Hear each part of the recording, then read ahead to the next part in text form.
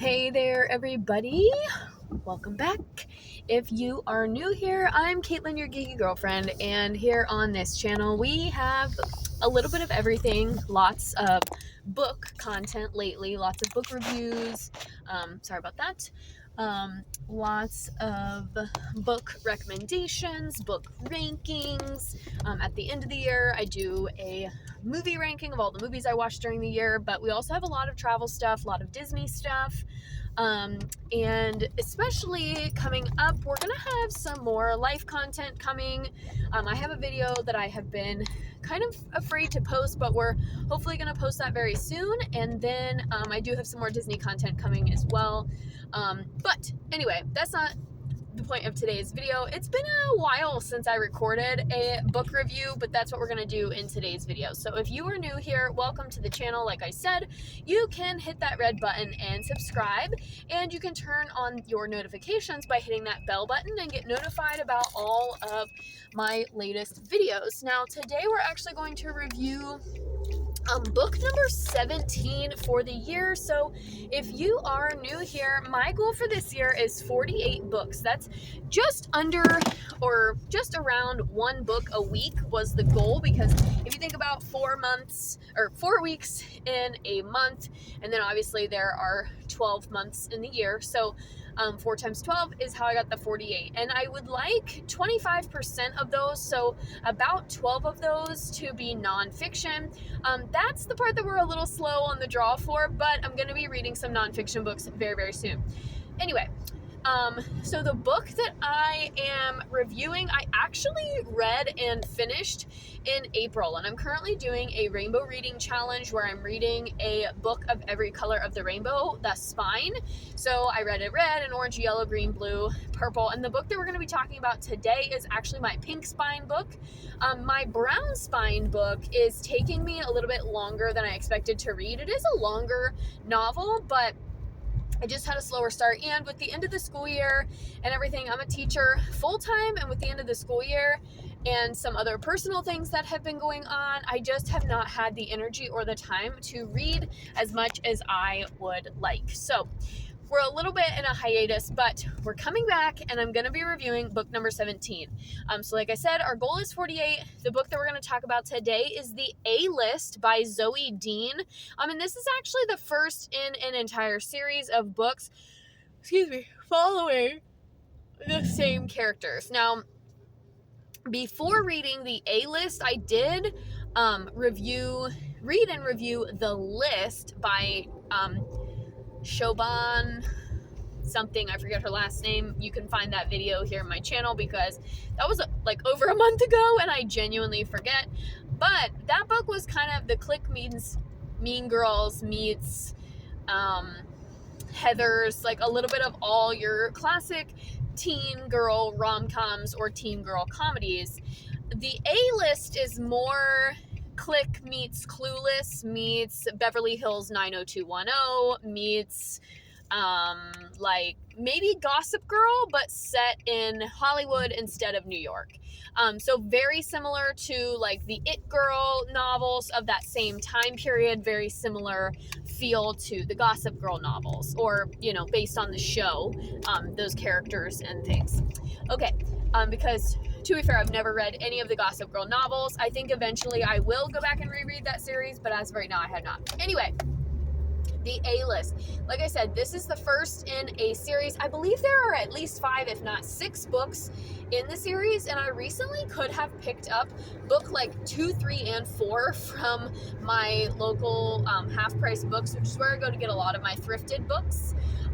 But I decided to wait on buying them until I knew for sure if I liked this one. So like I said, this is kind of Mean Girls meets Clueless meets Gossip Girl, but all set in LA. So the premise is that Anna is this, you know, very privileged, very, very wealthy girl who grows up on the east side of Manhattan.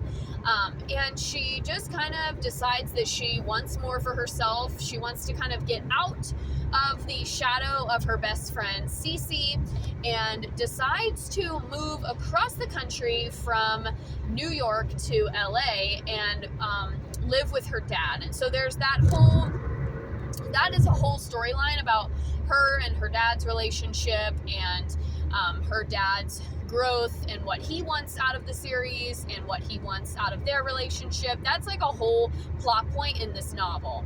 And as she's moving across the country, you know, she has this altercation or interaction with this kind of skeevy guy on the airplane. He hits on her, he buys her drinks, he starts flirting with her. So kind of a misogynistic, chauvinistic guy. And then she meets this young guy, Ben, who saves her from that interaction. So Anna's kind of the damsel in distress, but also she kind of goes outside herself and, you know, kind of has this sort of out-of-body experience where she hooks up with Ben on the plane. Well, come to find out that Ben is a little bit of a playboy and goes to Princeton, but when he's home in LA, he has pretty much either hooked up with or dated a bunch of people, and the people that she is sort of kind of befriending or that want to try and befriend her so as to get to Ben, right? So there's this like drama between Anna and the three girls, and honestly, like I said, this has been over a month. I think one of their names is Bethany, one of their names is like something with a D, Danielle, maybe. I literally don't even remember their names. And then you have Cammie, who's like the blonde Blake Lively character, right? She's blonde, she's voluptuous, she's supposed to be this drop-dead knockout girl, okay? And all three of these girls like Ben for different reasons or another, and have a different story to tell about Ben and their relationship that Anna kind of has to navigate what is real and what is not. Well, then throughout the, you know, this is all taking place, like everything that I've just described is essentially the first half of the novel. She finds out that all these people have feelings or have feelings for Ben. Then Ben and her have this nice night together, and he leaves her stone cold in the middle of the night, and she does the whole, no, I don't want anything to do with you, blah, blah, blah. And then, which is a little bit of a spoiler, but there's way more to it than that. And then she has to navigate and figure out who she wants to believe. So Anna is in this new place. She moves in with her dad, whose relationship is rocky, and literally her whole world turns upside down because of this one guy. We all love that, right? We love a good drama read. I love a good teen gossip read. And this one is low spice. I mean, they do talk about hooking up. They talk about sex, and that's like sort of a closed door, low-key perspective. I mean, they talk about kissing, and it's a little bit more graphic, I would say, than maybe the list was, but this is still considered a young adult novel, and I definitely think it's suitable for readers, you know, 15, 16 years old, maybe even a little bit younger. So I would say, you know, freshman, sophomore, junior high school is your ideal age range for this one. Or adults if you like YA novels, because here we are. I kind of devoured this book. I think I read it in like 3 days. It was super quick, super easy, very fluffy, and I think I will go ahead and read the rest of them in the series. Now, I did go into a little bit more of the plot here in this video than I normally do. Normally, I save my plot details for Goodreads, but I remember finishing the book and not really writing too much on Goodreads. Like, I just kind of was like, yep, I liked it. I gave it 3 stars on Goodreads. It was a very solid, okay read. Like, it was fine. It was, I think, exactly what I needed, exactly what I thought it was going to be. I didn't really expect more than what I got out of it, and it didn't disappoint me. Like I said, I probably will read the others in the series. I think the second one is called, like, Babes on Film or Girls on Film, or Atomic Blonde is one of the titles. Girls on Film is one of the titles. So I probably will read the others in the series. Will I read them this year? Maybe. Will I read them next year? Maybe. Will it be something that, you know, I'll kind of just keep on my library list, and as it comes available, I can read it really quick? Probably. Am I going to go buy these books? If I found them at the thrift store again, maybe. But am I going to, like, go and try and find them? First of all, these books are older, right? They came out in, like, the mid to, like, between 2005 and 2010. So we're looking at like books that are over almost 20 years old, and so they're not something that you can just go buy off the shelf at Walmart. They are going to be found at like your half price books or the library or whatever. So, and honestly, depending on how readily your library like revamps their material, some of the libraries might have already taken some of these titles out of circulation, just depending on how new, you know, your library keeps things stocked or how many copies they keep in or whatever. So yeah, I know it's been a while since we posted anything, or since I posted anything, since I reviewed anything, but like I said, life has just been a little crazy lately, and I've either had no energy or I've been I've been coming home from work and sleeping for the last about month. That's been the epitome of what's been happening, and thankfully now that the school year is winding down, I'm finding myself having a little bit more energy to read again. I do have 2 book club meetings next week for books that I haven't read yet, so we'll see how that goes.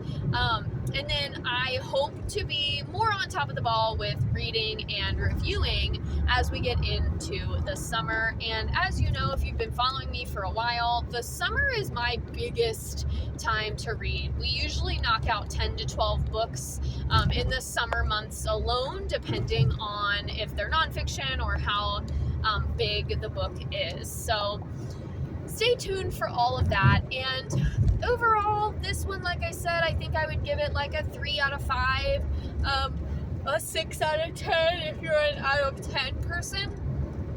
Like I said, we're looking at suitable for about 14 to 18 year olds is the age range for this one. I will say this one does talk a heavy amount about drugs, alcohol, and the like, and some eating disorder things as well. So probably stay around that 15 and up range. I think 14 might be a little young in my opinion, but to each their own. And if you've read this book and disagree, then so be it. But yeah, so an oldie but a goodie. I think this is a classic YA series. Again, kind of falls in with that Gossip Girl Click style. Much older topics than the Click though. The Click is very much centered around middle schoolers, and this definitely centers around high school students. They're all supposed to be like 16 years old, which is absolutely crazy to me, but that's just a completely different lifestyle out there, you know. And when all of your parents are celebrities or work with celebrities or they're agents or marketing people, like just really big wig people. And that's why I love books like this, because that's not me. That'll never be me. So I just love like reading and living vicariously through these characters and having these experiences that I'll never have. So that's another reason why I like YA, is because it just kind of lets me imagine a life that is not my own, right? I have a very mundane, regular life that I love. I love my life, but I will never live in California. I will never live in New York City. I will never have, you know, my parents who just take me on all these European vacations, and because they just have money to spend, right? So,